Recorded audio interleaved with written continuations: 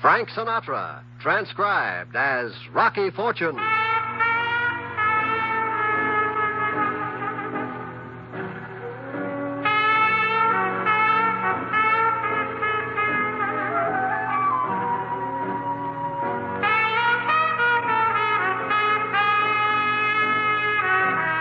NBC presents Frank Sinatra, starring as that footloose and fancy-free young gentleman, Rocky Fortune.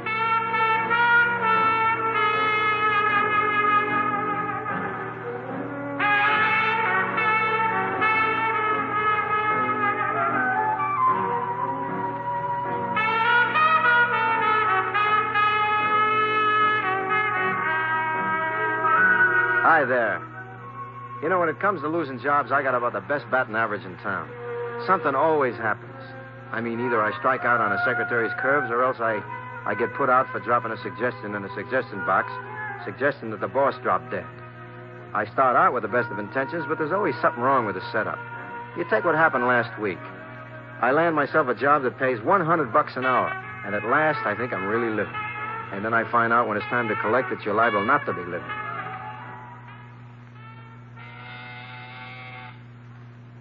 One moment, please. What is it? Miss Chandler? I'm her secretary. What do you want? Instant messenger service. We don't want any. Look, honey, it's 8 a.m. This is my first job. Now, don't give me a hard time. Now, look, Sonny, I handle all of Miss Chandler's affairs, and we don't want a messenger. Oh, how would you like to get up? This boy in the man suit says you called for a messenger. Oh, yes, I did. For the package. Well, you're not really going to send it, Laura. I've got to. I still think you're making a mistake. I haven't any choice. Well, then why not let me deliver it for you? No, I thought it over. That neighborhood's dangerous, Eve. Well, nobody's going to kidnap little Evie, darling. Who's going to pay the ransom? Why don't you run along? Please, Eve, let me handle it. Yeah. Oh, all right, honey. It's your own funeral. Only I wouldn't trust him as far as I could throw him. About 800 yards, left-handed. Leave us alone, Eve, please. Nice kid. Where does she live? In the refrigerator? You'll have to excuse Eve. She's been with me for years. She's very devoted. Have a seat, Mr. Fortune. Rocky Fortune. You don't look like a messenger boy. You're older. Well, my boss is very inefficient. He always sends a man to do a boy's work. Will you have a drink? I think I need one. Well, I don't usually start till 9 a.m. Excuse me. Yeah, steady, honey. Here, pull yourself together. You're shaking. I had a bad night. Here you are. Charge your batteries. Thank you. Now, let me see. Messenger service, remember? Oh, yes. I left the package in my room. I won't be a moment. Will you wait? Forever.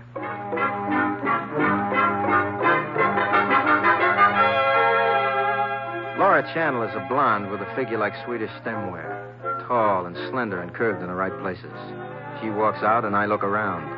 The place is a plush two-story studio apartment, and from the drawing equipment, I figure her for one of these high-class fashion designers. I begin to wonder if she'll make it back before the nervous breakdown sets in.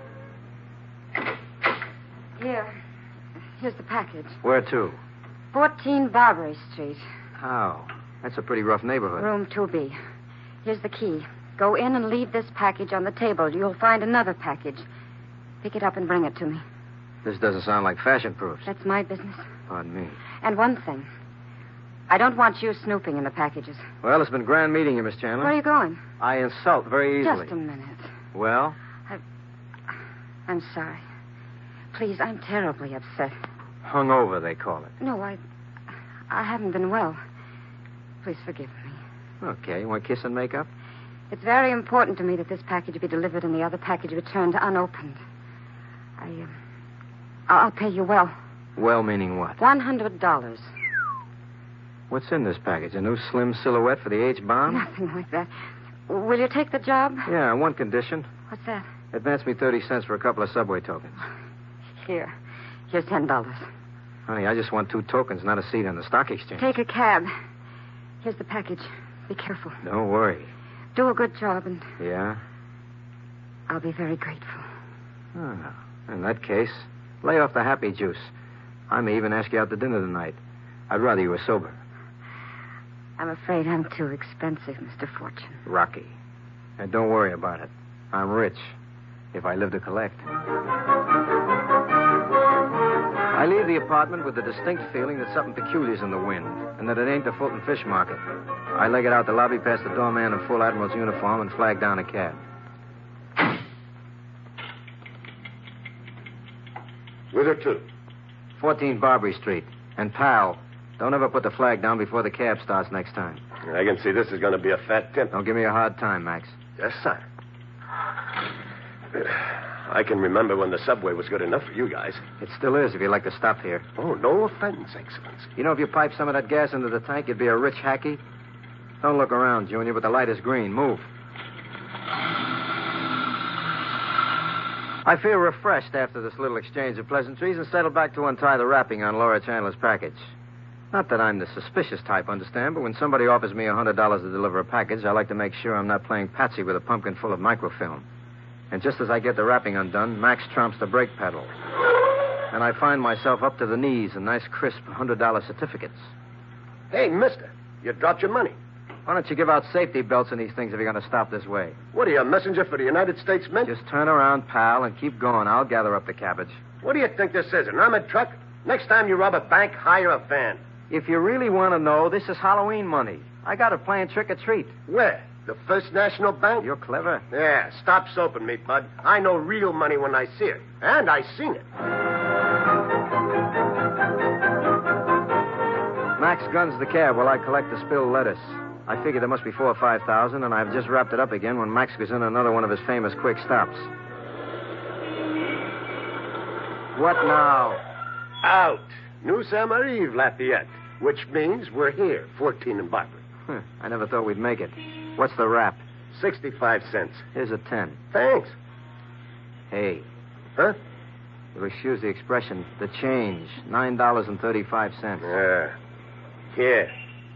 Here's a buck. Get yourself a B-29. I already got one.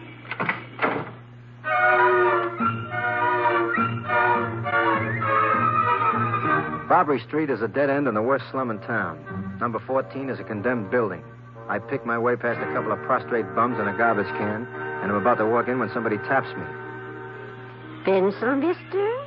Help an old blind lady? Pencil? Yeah, here, Mom. Keep the pencil. I got nobody to write to. Bless you, son. On second thought, I'll take it, Mother. Here, you crumb.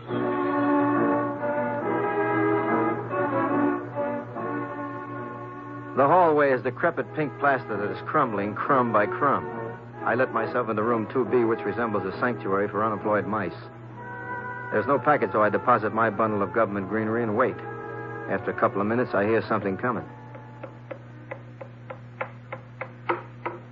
It's the old blind lady's stick tapping down the hall. She comes in and goes to the moolah on the table like a St. Bernard goes to a fallen traveler. Pays better than selling pencils, huh, Mom? Keep your trap shut. The stuff here? The stuff is there, and it's so green it's mellow. How about the package I was supposed to collect? In my bag. Here. Fair exchange. What's in it? None of your business. Thanks. Can I help you down the stairs, Mother dear? I can find my way. Don't try to follow me. Me follow a lady? Perish the thought. I give her a head start and pick up the package and head for the door. And I am just in time for lowering of the 9 o'clock boom, which descends on the back of my skull as I step into the hallway.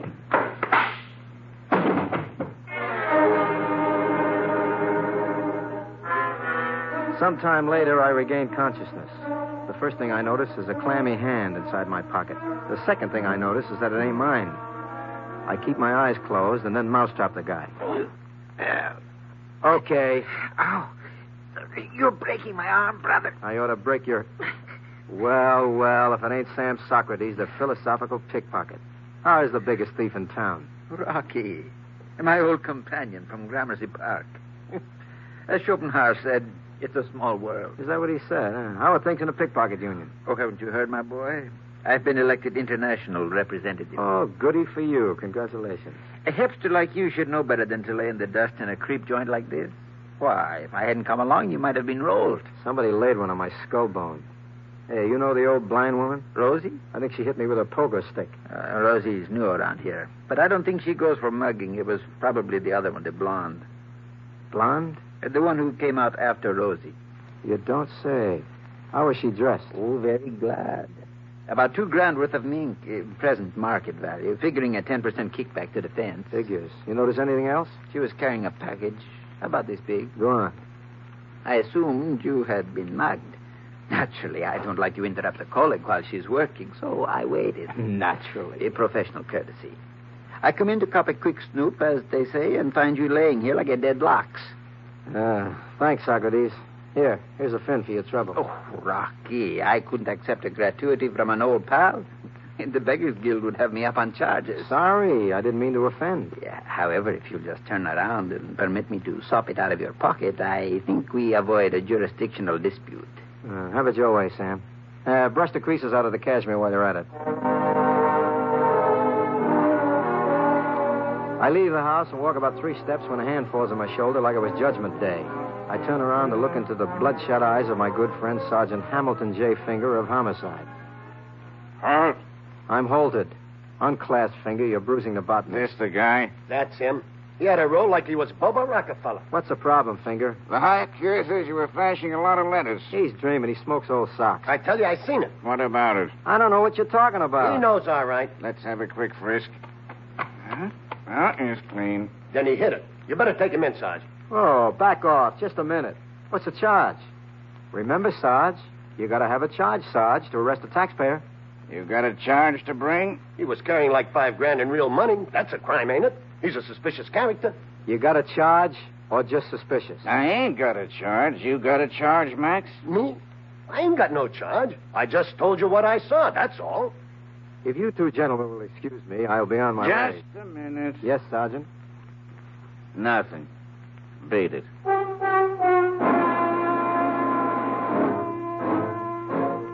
I walk away like I own City Hall, but inside I'm still 6 different shades of green. I make it to the subway and jockey my way to Lawyer Chandler's apartment. My head feels like the inside of Yogi Berra's mitt after a hot day in the bullpen.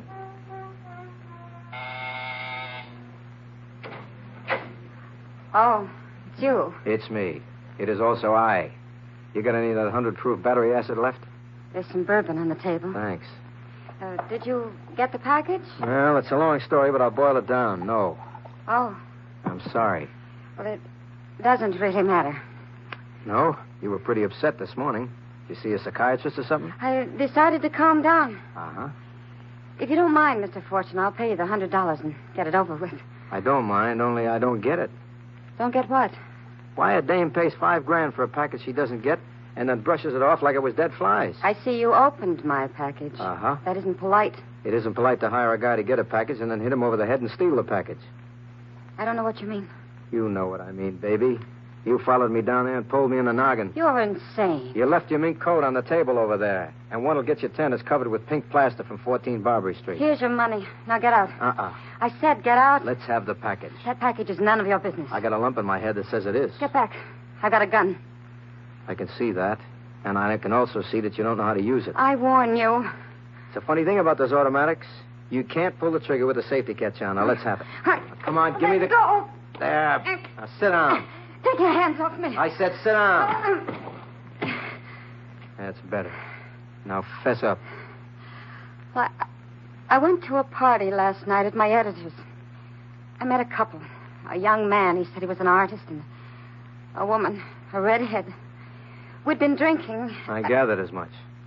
He invited us up to his apartment to see his work. Oh, brother. Where was the apartment? On Barbary Street? Yeah. Somehow I got in a quarrel with the other woman. I don't even remember what it was about. So? I said I was leaving.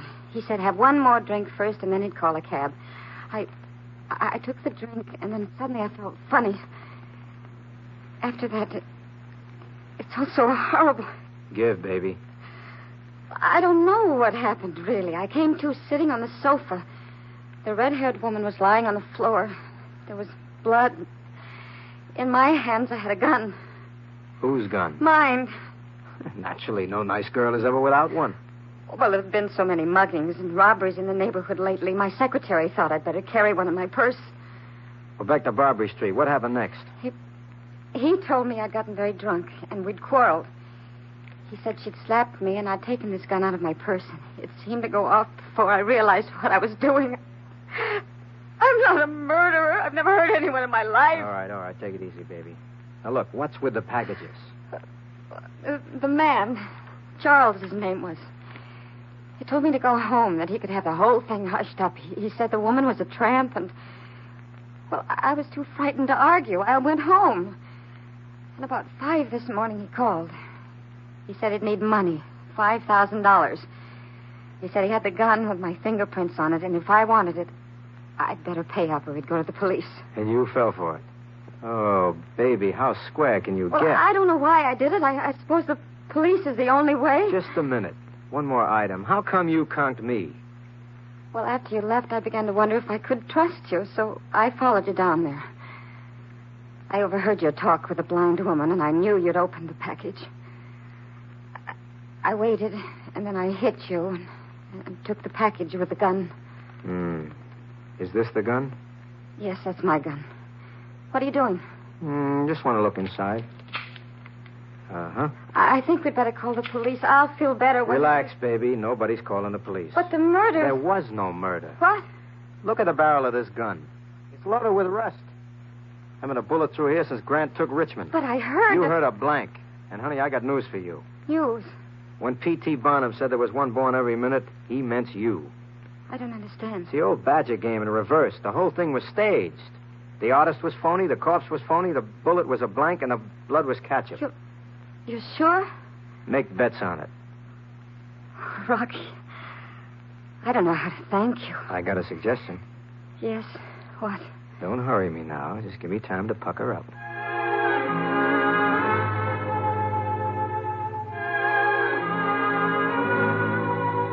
I exit later feeling like a Beaver Scout with a year's backlog of good deeds. I can still taste Laura Chandler's lipstick, and I got $100 burning a hole in my jeans. I got back to the messenger service and put in a phone call to the precinct station. I figure if the crooks aren't in Argentina by this time, my friend Sergeant Finger can start trying to recover the 5 Gs.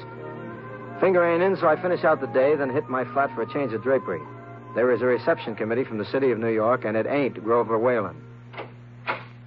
Good evening. Well, well, Sergeant Hamilton J. Finger, as I live and don't breathe. Don't bother to shut the door. You leaving? I wanted to see you. We're leaving. I wanted to see you. Hello. To the Place Gendarme? The same. You mind if I ask you why? Not at all. You read? Not fluently. You look at pictures? Fluently. You seen the newspapers? I seen the green sheet in the Morning Telegraph. According to the evening papers, a woman named Gloria Verne was found murdered. Shot through the heart. Here's her picture in the paper. So? So she was found in a place on Barbary Street, number 14, according to the journals, apartment 2B. You familiar with this place? I spent half the morning laying on my face. So I recall. So? So the lieutenant invites you to the Irish clubhouse for tiffin and mixed grilling. Shall we promenade? Be my guest.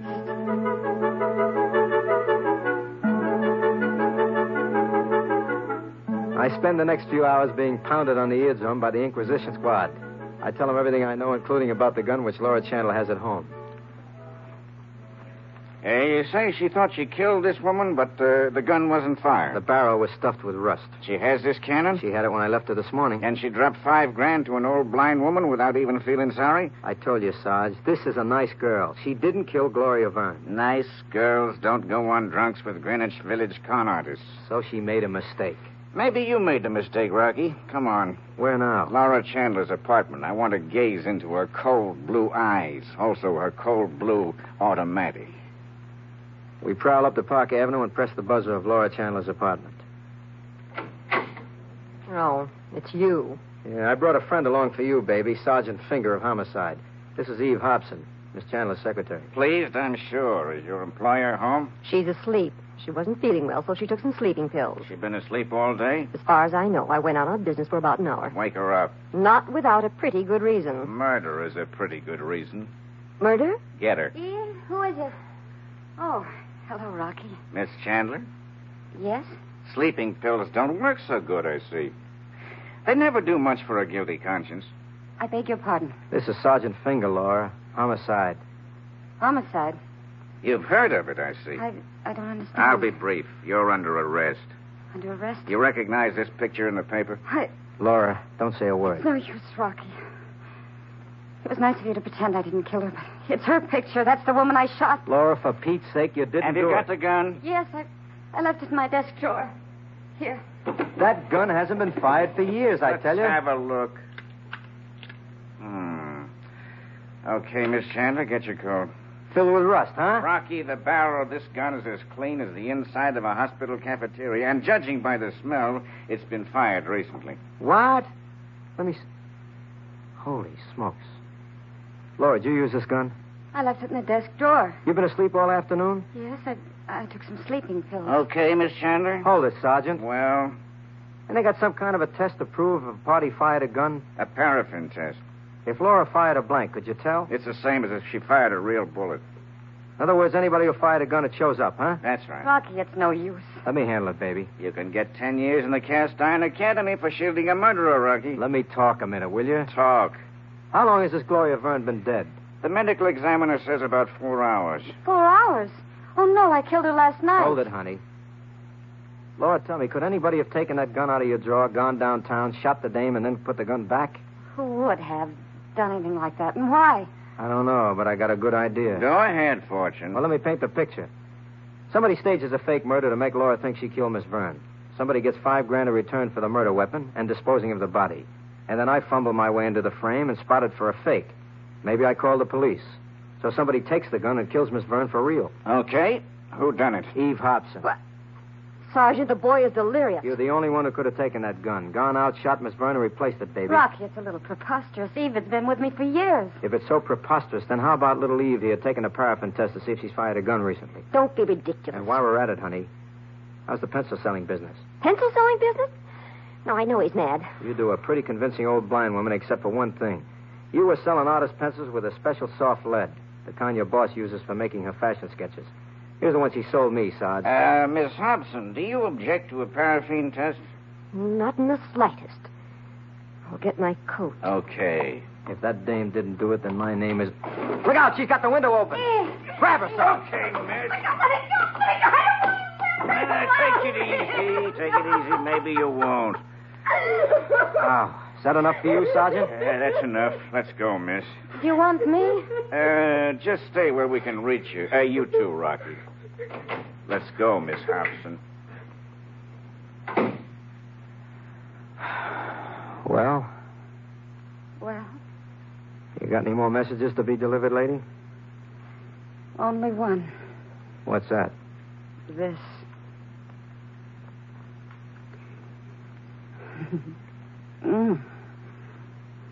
I like your messenger service, mister. Laura, Yes, Rocky. next time, don't send for a boy. This is a man's work. Yeah.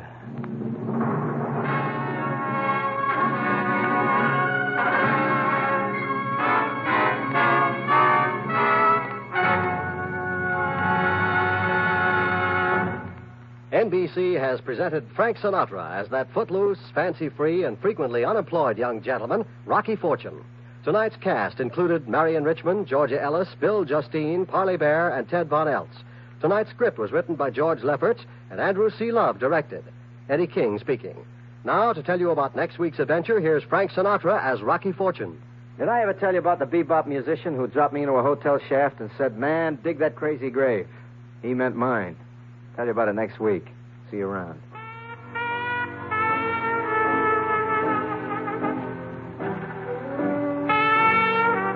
Let's visit with Fibber McGee and Molly tonight on the NBC Radio Network.